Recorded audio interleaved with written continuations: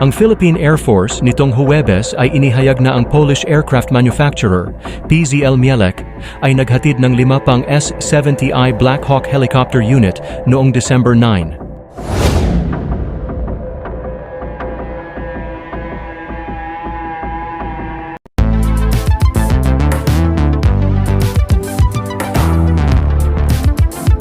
Huwag kalimutang i-like at i-share ang video na ito at mag-subscribe ka na din sa aking channel para updated ka sa mga bagong videos. Sa isang panayam, sinabi ng tagapagsalita ng PAF na si Colonel Consuelo Castillo na ang mga helicopter na ito ay naihatid sa Clark Air Base, Angeles City, Pampanga. Ito ang pangalawang paghahatid para sa taong ito. Ang mga helicopter na ito ay sumasailalim na ngayon sa mga aktibidad ng Technical Inspection and Acceptance Committee bago ang pagtanggap at pagkomisyon ng PAF. Ang unang 5 Black Hawks ay naihatid noong June 10 at inatasan sa serbisyo ilang sandali lamang pagkadating sa Pilipinas. Ayon kay Castillo, ang 10 S-70 na ito ay bahagi ng 32 aircraft contract deal sa PZL Mielec na nilagdaan noon ni Department of National Defense Secretary Delfin Lorenzana noong February 22, 2022 na nagkakahalaga ng 30 billion pesos. Kasama sa kontrata ang Initial Logistics Support Package at pagsasanay para sa mga piloto at maintenance crew. 15 pang S-70I helicopter ang inaasahang maihahatid sa 2025, habang ang natitirang 7 unit ay inaasahang maibibigay sa 2026. Pahayag pa ni Castillo na ang Black Hawks ay napakahalaga dahil ginagamit ang mga ito para sa isang hanay ng mga misyon. Ginamit ang mga ito para sa mga operasyon ng panloob na seguridad, ginamit para sa paghahanap, pagsagip at tulong medikal, ginamit rin para sa humanitarian assistance and disaster relief.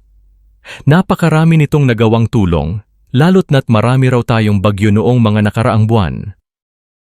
Sinabi rin niya na ang S-70I helicopter ay mas mabilis, matibay at maaring magdala ng mas mabigat na kargada kaysa sa iba pang mga helicopter sa serbisyo ng Philippine Air Force.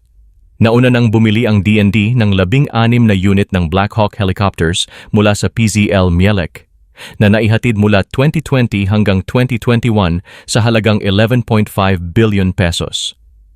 Sa nakuhang 16 na Black Hawk, isa ang nawala nang bumagsak ito habang nasa night flying exercise noong June 24, 2021. Ang PAF, sa pamamagitan ng mga air asset nito, ay nananatiling nakatuon sa pagsuporta sa pagtugon sa kalamidad at mga pagsisikap nito sa pagtulong.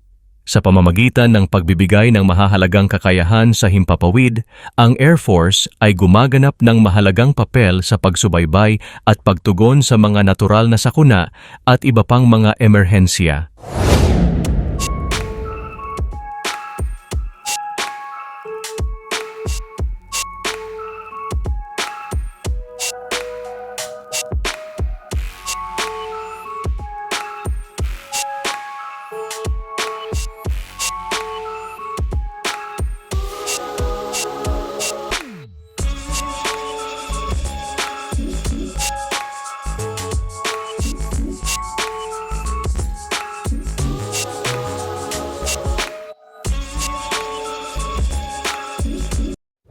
Salamat sa panunood mga kamix.